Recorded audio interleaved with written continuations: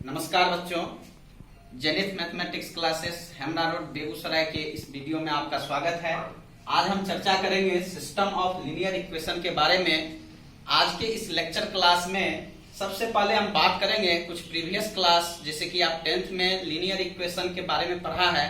Linear equation है क्या आप लोग जानते हैं, जैसे कि a1x plus b1y equals to c1, a2x plus b2y equals to c2। ये आपका कोई दो दिया गया इक्वेशन होता है। तो हमने पढ़ा था 10th में कैसे इसको हम सॉल्व करते हैं, इसका सॉल्यूशन कैसे निकालते हैं। तो इसके लिए आप 3-4 मेथड पढ़े हैं, जैसे कि graphical methods, elimination method, substitution method, cross multiplication method. तो आपको पता है ग्राफिकल मेथड्स में क्या होता है, तो दोनों का हम निकाल लेते हैं। तो ये सब हम पढ़े हुए हैं। फिर यहाँ पर है कि सॉल्यूशन जो हम निकालते हैं वो आपका यूनिक सॉल्यूशन होने का कंडीशन क्या है, इनफाइनाइट सॉल्यूशन होने का कंडीशन क्या है, और नो सॉल्यूशन कब होगा।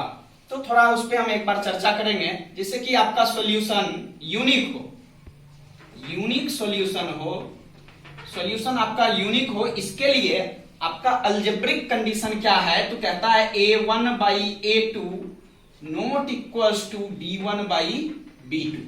ये होना चाहिए। सॉल्यूशन आपका इस दो इक्वेशन का सॉल्यूशन यूनिक होता है और द्वितीय हल होता है। इसके लिए शर्त क्या है, तो कहता है a1/a2 not equals to b1/b2। इसी को अगर हम ग्राफिकल मेथड से लेके जाते थे तो आपको पता होगा ग्राफिकल मेथड्स में क्या होता है, ये दोनों इक्वेशन का जो ग्राफ है वो किसी एक पॉइंट पे कट होना चाहिए। ये ग्राफ जो है वो एक पॉइंट पे कट होना चाहिए। फिर आपको पता है सॉल्यूशन आपका इनफाइनाइट हो, इनफाइनाइट सॉल्यूशन हो, इसके लिए आपका कंडीशन क्या है, तो a1/a2 equals to b1/b2 equals to c1/c2। अगर ये कंडीशन होता है तो आपको पता है इसका जो सॉल्यूशन होता है वो इनफाइनाइट होता है। इसी को अगर आप ग्राफिकल मेथड से बनाए होंगे तो आपको पता है इस दोनों इक्वेशन का जो ग्राफ होगा वो किसी एक लाइन पर ही लाई करता है, यानी ये जो लाइन है इसी पे ये दोनों इक्वेशन आ जाता है। तो हम कहते हैं कि इनफाइनाइट सॉल्यूशन है। अगर आपका नो सॉल्यूशन होता है, तीसरा जो आपका कंडीशन है वो है नो सॉल्यूशन का, कोई हल नहीं होगा।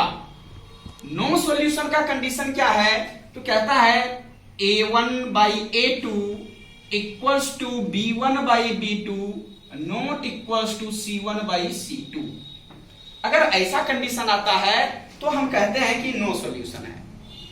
फिर से एक बार देखेंगे, हल अद्वितीय होता है, इसके लिए शर्त क्या है, तो a1/a2 not equals to b1/b2। अगर ये कंडीशन रहता है तो हम कहते हैं सॉल्यूशन हमारा यूनिक सॉल्यूशन है। नेक्स्ट, अगर इनफाइनाइट सॉल्यूशन देता है तो a1/a2 equals to b1/b2 equals to c1/c2 होता है। और नो सॉल्यूशन के लिए कंडीशन क्या है, तो a1/a2 equals to b1/b2 not equals to c1/c2। सबसे पहले देखेंगे कंसिस्टेंट सिस्टम ऑफ इक्वेशन के बारे में। कंसिस्टेंट सिस्टम ऑफ इक्वेशन क्या होता है, तो कहता है a given system of equation is said to be consistent if it has one और मोर सॉल्यूशन।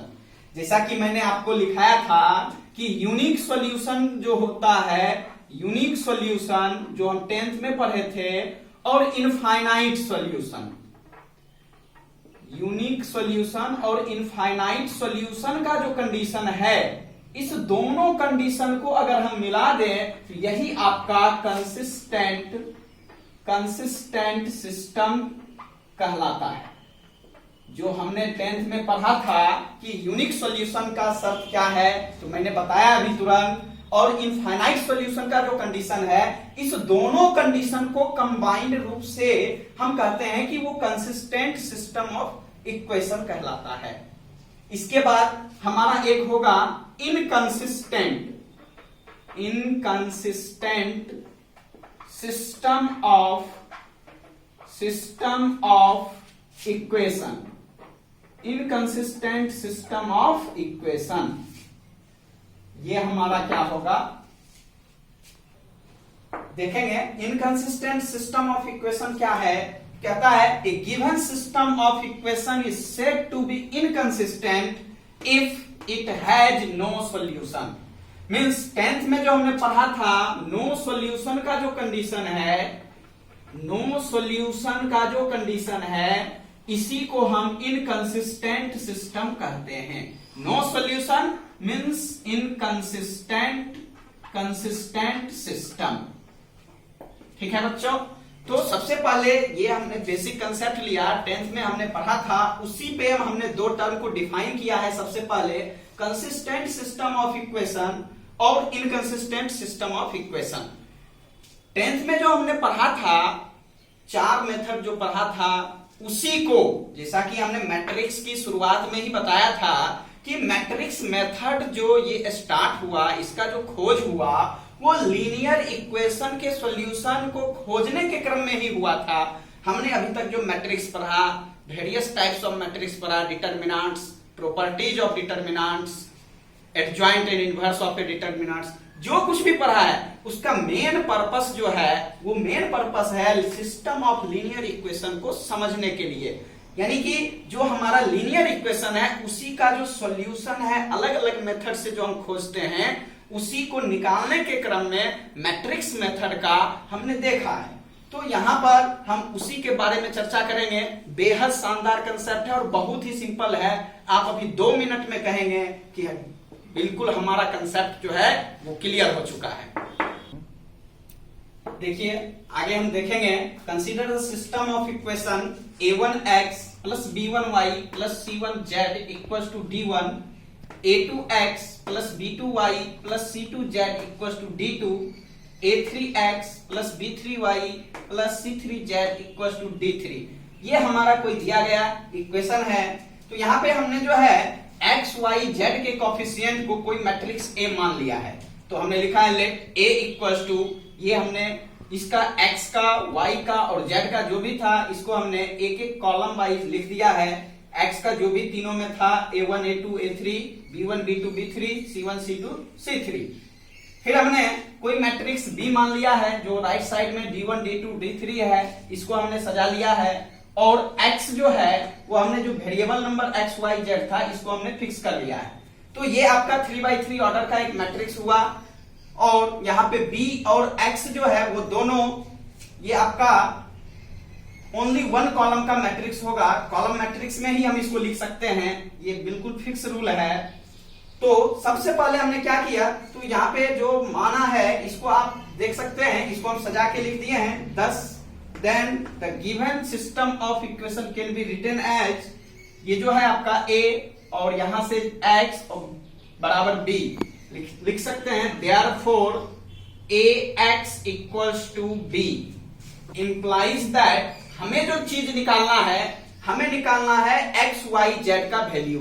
तो x y z का वैल्यू कहां से मिलेगा, तो इसके लिए हम इस मैट्रिक्स A को राइट साइड में अगर हम शिफ्ट कर लेते हैं तो ये आपका 1/a इंटू बी होगा, जो कि आपको पता है इसको हम मैट्रिक्स फॉर्म में A इनवर्स इंटू बी लिखेंगे और यही आपका जो है फॉर्मूला मिला। यानी कि लीनियर इक्वेशन को सॉल्व करने का जो फॉर्मूला मिला। तो सबसे पहले हम रिकैप्चुलेट कर लेते हैं। कोई भी इक्वेशन जब दिया रहेगा तो यहाँ पे ओनली स्क्वायर मैट्रिक्स के फॉर्म में जब रहेगा तभी एग्जिस्ट करेगा। अगर सपोज कीजिए इस इक्वेशन को हम हटा देते हैं तो हमारा नहीं हो सकता है। तो इसलिए 2x2 ऑर्डर का, 3x3 ऑर्डर का, 4x4 ऑर्डर का, मींस n ऑर्डर्स का अगर कोई स्क्वायर मैट्रिक्स है तो उसी का हम निकाल सकते हैं। एक बात। दूसरी बात, जो हमने निकाला है ये आप देख रहे हैं x equal to a inverse into B लिख रहे हैं।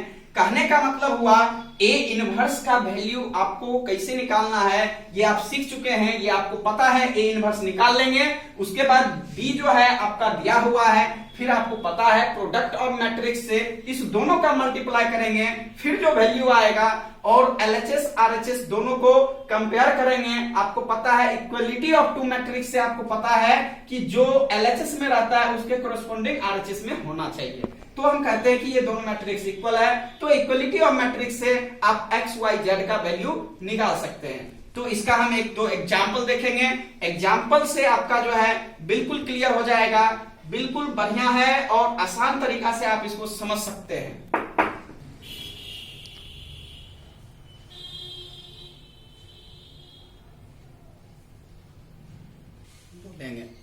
बोलेंगे तो हम सबसे पहले एग्जाम्पल लेते हैं। So that the following system of equation is consistent and solve it 2x + 5y = 1, 3x + 2y = 7। तो यहाँ पे मुझे दो काम करना होता है। सबसे पहले तो हमको ये दिखाना है कि ये आपका कंसिस्टेंट है, और दूसरा अगर कंसिस्टेंट है तब इसको हम सॉल्व करेंगे। तो सबसे पहले जो हमारा इक्वेशन है वो क्या है, 2x + 5y = 1, 3x + 2y = 7। तो जैसा कि आपको बताए हैं, सबसे पहले x और y का जो कोफिशिएंट है इसको हमने कोई मैट्रिक्स A मान लिया, और b = 1, 7 जो राइट साइड का जो दिया हुआ नंबर है इसको हमने कोई मैट्रिक्स B माना है, जो कि ऑलवेज कॉलम मैट्रिक्स में रहेगा। और x = ये जो आपका वेरिएबल है x y को मैंने मान लिया। मीन्स आप लिख सकते हैं therefore given equation can be written as ax = b implies that x = a inverse into b। आप इसको इक्वेशन फर्स्ट भी रख सकते हैं।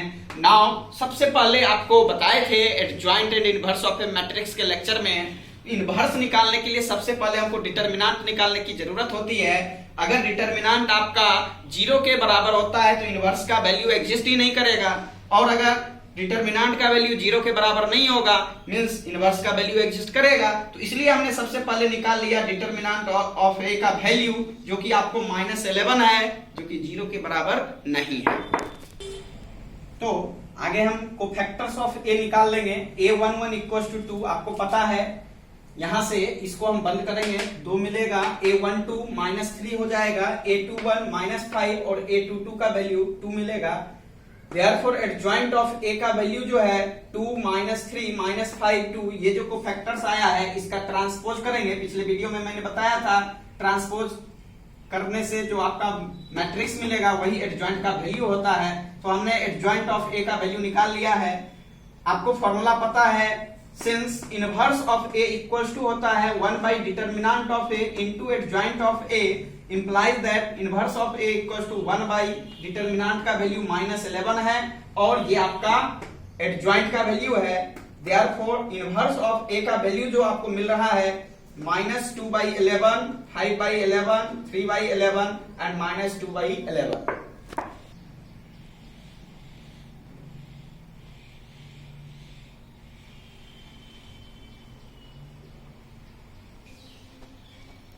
अब देखेंगे। Now, therefore from equation 1 we have x = inverse of a into b, जैसा कि इक्वेशन फर्स्ट में हमने लिखा था, implies that x का वैल्यू यहाँ पे रख दिए, a इनवर्स का वैल्यू अभी तुरंत निकाले थे -2/11, 5/11, 3/11, -2/11, और b का वैल्यू 1/1 और 7 दिया हुआ है।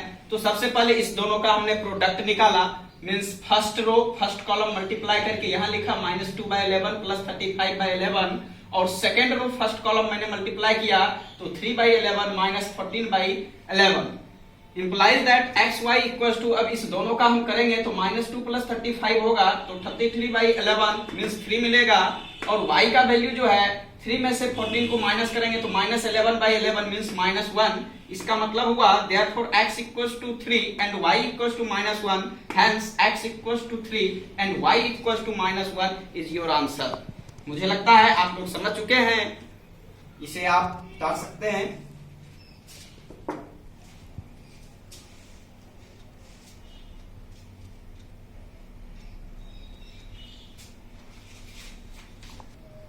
तो हम दूसरा एग्जांपल लेते हैं। Solve x + 2y - 3z = -4, 2x + 3y + 2z = 2, 3x - 3y - 4z = 11। तो फिर से वही बात, जो भी x y z का कोफिशिएंट है इसको हमने a मान लिया, जो राइट साइड में दिया हुआ नंबर है इसको हमने कोई मैट्रिक्स B मान लिया और x बराबर XYZ जो हमारा वेरिएबल दिया हुआ है। मीन्स ये जो इक्वेशन है इसको हम लिख सकते हैं ax equals to b implies that x equals to inverse of a into b। हमने इसको इक्वेशन फर्स्ट मान लिया। नाउ सबसे पहले हमको जो निकालना है इनवर्स का जो वैल्यू निकालेंगे उसके लिए हमको डिटरमिनेंट का वैल्यू देखना पड़ेगा। तो determinant of a equals to हमने निकाल लिया है expanding along r1 we have r1 के रिस्पेक्ट में करेंगे 1, इसको बंद करेंगे तो -12 प्लस 6 -2 रखेंगे तो -8 -6 आएगा एंड -3 प्लस माइनस हो जाएगा तो -6 -9। तो ये आपको सॉल्व करके मिला है 67 जो कि 0 के बराबर नहीं है। इसका मतलब इनवर्स ऑफ a एग्जिस्ट कर रहा है। देयरफॉर कोफैक्टर्स ऑफ a हमने निकाल लिया है a11 इक्वल्स टू -6। ये आप देख सकते हैं तो हमारा कोफैक्टर्स निकल चुका है। इसका मतलब जो है आप एडजॉइंट ऑफ a का वैल्यू डायरेक्ट भी लिख सकते हैं। जैसे कि ये आपका जो दिया हुआ नंबर आया है इसको आप a11 ये करने के बाद सजाने के बाद जो ट्रांसपोज करते हैं हम इसको सीधे लिख सकते हैं। इसको जो है हम सीधे कॉलम वाइज में लिख देंगे तो हमारा डायरेक्ट आपका एडजॉइंट a का वैल्यू मिलेगा -6 14 -15 नेक्स्ट 17 5 और 8 2 3 जो है वो 9 है a31 13 -8 -1। तो ये आपका एडजॉइंट का वैल्यू मिल चुका है। एक बार बढ़िया से इसको आप नोट कर लीजिए, मिटाना पड़ेगा बोर्ड को।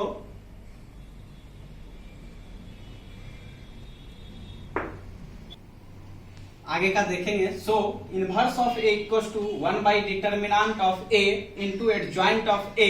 Therefore inverse of a equals to determinant का वैल्यू 67 मिला था और एडजॉइंट का वैल्यू मींस अब हम लिखेंगे from now equation 1 we have x y z, यानी आपका जो इक्वेशन फर्स्ट था वो था x equals to inverse of a into b। तो यहां से हम चलेंगे तो x y z x के जगह पे और डिटरमिनेंट जो हमने निकाला था वो क्या था 1/67 और इनवर्स का वैल्यू अभी तुरंत मिल चुका है। तो b का वैल्यू -4 2 और 11 ये रख दिए। कैलकुलेशन आप करके देख सकते हैं। First row first column, second row first column, third row first column. तो इस तरह से आप करेंगे तो आपको मिलेगा 201 -137 और 67। जब हम डिवाइड करते हैं तो 3 -2 1 मिलता है।